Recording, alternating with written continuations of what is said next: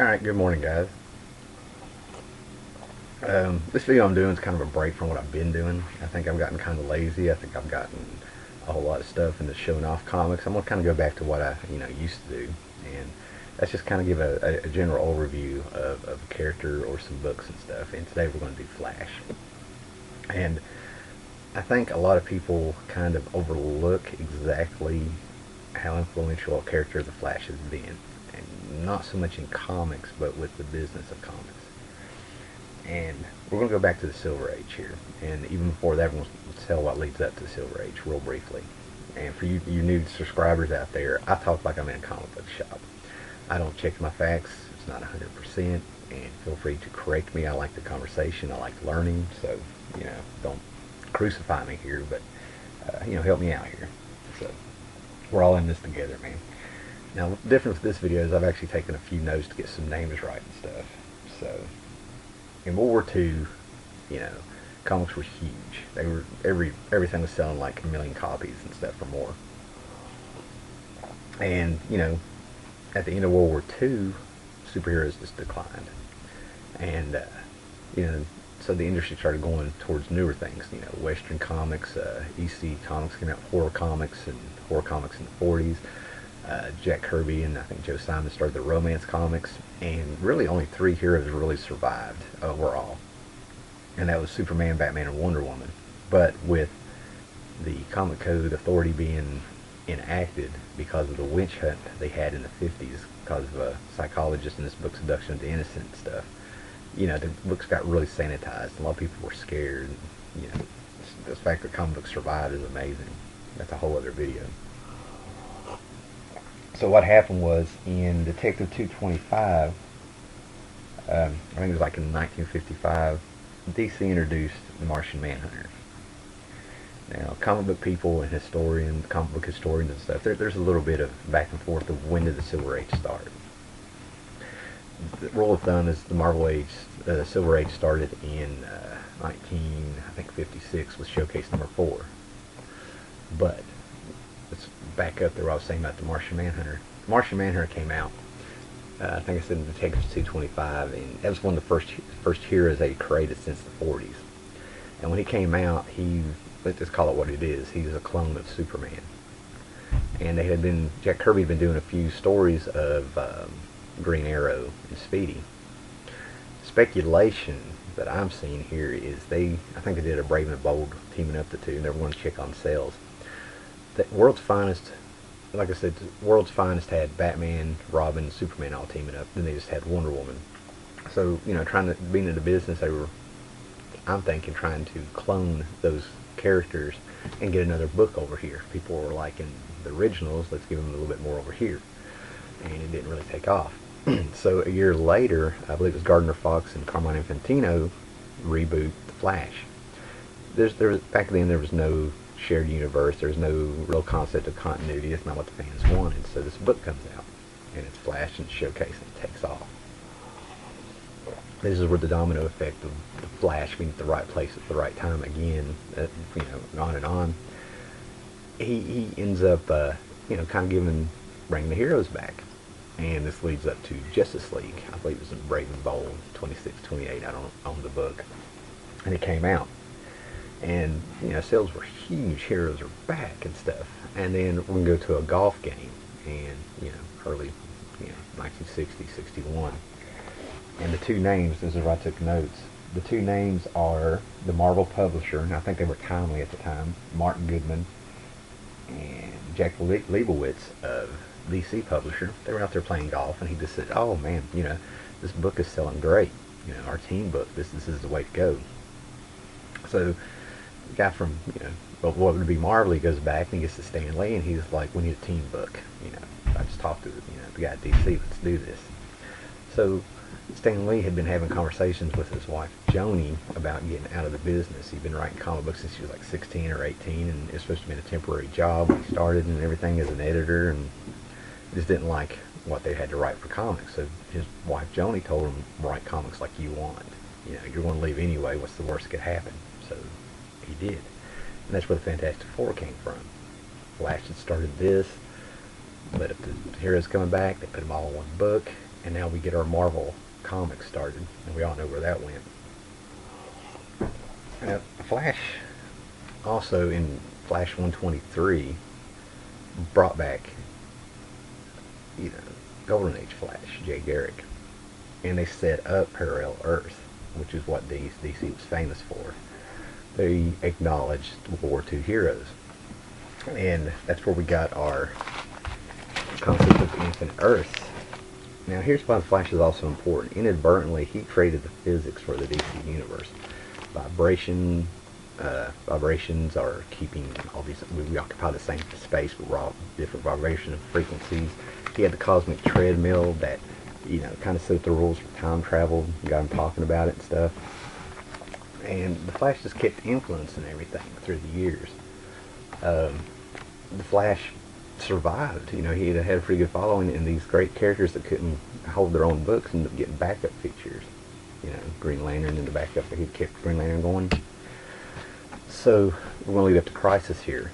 And what had happened was, you know, things kind of became a mess. The Parallel Earths concept had the Justice League and the Justice Society meeting up, and apparently people couldn't keep together what was going on. They had, you know, Earth 2, which is where the Justice Society had been aging since World War II, and had the original heroes there, two Batman, two Superman, two Wonder Woman, and then they introduced, I think it was in Justice League 29, they introduced Earth 3. Let's see what that is. Yeah, they introduced Earth 3, and that's where you got your crime syndicate. That was, you know, Ultraman, the evil Superman, and Superwoman, who was the evil Wonder Woman, but why she called Superwoman. And over the years, this stuff built up. People were getting confused, and they, you know, which actually to me was part of the magic of the DC universe. I mean, you know, so basically in 1980, Marv Wolfman and came over, and it was time to try to get one Earth. They wanted to clean up all this mess, and that was turning off new readers, and it was confusing, and they had this back history and stuff. And they sent Pete Sanderson over to, his whole job was to, I mentioned this before in another video, to, you know, just read every DC comic and make a list of characters and first appearances for Marv Wolfman, and on and on. And, you know, the Flash had started all this. This one is kind of like in the ballpark, but it wasn't directly because of the Flash. It's everything the Flash had set up, you know, in his books, but were the rules. Pete Sanderson ended up going to Marvel, and this is pure speculation. I've actually talked to Pete Sanderson on some message boards. He seems like a nice guy, and I never really brought it up to him. And we didn't have one-on-one conversations. It's like everybody was talking about a subject, and he was popping up. And this is the guy that's read almost every Marvel and DC comic out there, so you listen, you know. And all of a sudden, you know, he's doing research for Marvel, and they come out with, you know, their Marvel Universe books. Their companion, you know, that alphabetical order of all the characters in alphabetical order. Need some coughing. And, you know, it was really rushed and really small books, and then all of a sudden they come out with Secret Wars, which is all the heroes crossing over. And this is 2 years or so before Crisis, and this is before DC's Who's Who, where they took Peter Sanderson's research, said while wasted, and did a real simple listing of all their characters in alphabetical order. And then all of a sudden Marvel comes out with their big expanded edition, which to me just reinforces they rushed this stuff out before Marvel. But, you know, I digress. So anyway, they want, you know, so what they had to do is they were going to simplify the universe, and they said everything was going to change, and nothing like this had been done before. Nobody knew what was coming, and it was an actual miniseries where you didn't know what was going to happen next. But the thing didn't really get took serious until after this issue. Yeah, they killed Supergirl, so you get the idea, oh, this is serious. And this is one of the best stories DC has ever told, in my opinion. You know, she went out like a hero. But you didn't really have the anxiety until they killed Flash in number 8. And this is when you knew this is serious shit. Everybody was kind of up in arms. I remember reading it and being like, oh my god, they actually killed Barry Allen. Now here's where I like the character of Barry Allen. This man saved 5 Earths in this, and he went out like a man. You know, he knew what he was doing. And everybody was kind of alright with Barry Allen dying because of the way he went out. You know, they weren't happy about it, but, you know, I never heard that was stupid or, you know, that was senseless. This was different than any other comic death. And what I liked was they pulled this death off so well that people were like, if you bring Barry Allen back, it better be a hell of a story. They were alright with him staying dead, and if you had to bring him back, it better be a hell of a story. And that's kind of cool. But Barry Allen's death was necessary.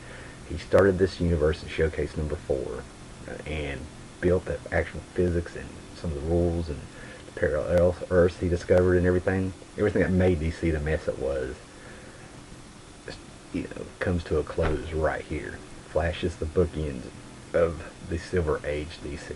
Forget the 70s being supposed to be the Bronze Age and Modern Age hitting, or whatever they called it. It was Showcase number 4, Crisis on Infinite Earths number 12. That's your DC universe. So Flash had to die. He was symbolic of that universe, of those comics, of that time, of that mess. And it's my opinion. So, you know, Barry Allen had to die. Okay. So, Flash books started again with Wally West, and they went on. And the book kind of floundered, and the 90s were a mess for comics in a lot of people's opinion. I mean, there's with the glut of books that came out, there's very few things that rose to the top. But that kind of, in my opinion, started changing when Mark Waid came on The Flash with issue, I think 65, with his Born to Run. This is where we start acknowledging legacy, and Mark Waid started bringing in the continuity that DC was supposed to put in after Crisis. And for the people that were there, you knew that was a big mess. You know, Hawkman being a big example if you click the comics in the 80s. But this book was kind of written with a light tone of the Silver Age. I mean, that's what the Flash is. You know, he's a bright character. It's not supposed to be dark. You're not supposed to get weighed down with real life things like, how does he keep the energy going? He has to eat all the time. You know, come on. And this is where Wally West is like, hi, I'm Wally West, I'm the Flash. And then he talks about Barry. You know, the memory of Barry was always there. You know. And we get to see the first year of Wally West running around with the Flash. You know. Oh, excuse me, it was number 62. They're out of order. Yeah. And, you know, everybody wanted, it's where you started remembering Barry and flirting with Barry. He's still shaping this book. You know, he's not there. And they had a lot of things going on where, you know, Professor Zoom came back and posed as Barry, and everybody thought the return of Barry Allen was coming. Now, to catch up with what we're going here, you know, I'm covering a lot of decades here. And to bring it home here is, Jeff Johns has just written Flashpoint, you know, or it's come out. They've been working on it for a while. And they've rebooted the universe, and it started with Flash again. And for you guys that, you know, read Flashpoint, you know, Jeff Johns has stated he's a huge Flash fan. He owns every issue of The Flash. And, you know, he's wrote them for years now. And, you know, I can kind of tell with Flashpoint some of the influences he got from the old Flash books just by looking at these covers. And here's the one that gets me. This is Flash 237. And Jeff Johns is not out now rip this off. That's not what I'm saying. But in this one, Flash has to go to the future to save his wife Iris. If he touches Iris, the universe collapses on itself. You know, it gets destroyed. I can't remember if it was a time anomaly or what. And Reverse Flash inadvertently becomes the good guy by trying to stop the Flash. After years of trying to kill her, you know, Iris West and stuff, you know, that's kind of what happened with Flashpoint. It wasn't so much that he was the good guy, it's just that he didn't do it, and he got to stand over Barry Allen saying, you know, you're the bad guy. And that's kind of why I'm alright with Flashpoint. This big reboot that they're doing with 52, it was in the 50s, and it started, you know, all the great comics and stuff, and this is probably the closest thing we're going to have after all the failures and slow starts and mediocre stuff that's happened over the years with the reboots for comic book guys. I mean, starting with Crisis and the New Universe and all that Image stuff and Valiant going out of business and stuff. This is the closest we're going to get of seeing a new age, in my opinion. And it's all starting with the Flash, just like it did back in the 50s. So you hardcore Flash fans and stuff out there, you know, you wave the flag a little bit harder now. And maybe, you know, maybe I've shared something with you here that just you never thought about before. But like I said, I was compelled to do this video. This has been bouncing around my head for a few months, and finally sit down to do it. Got the shelves up so I could find some of the books to reference and stuff, and I hope you enjoyed it. Okay, carry on.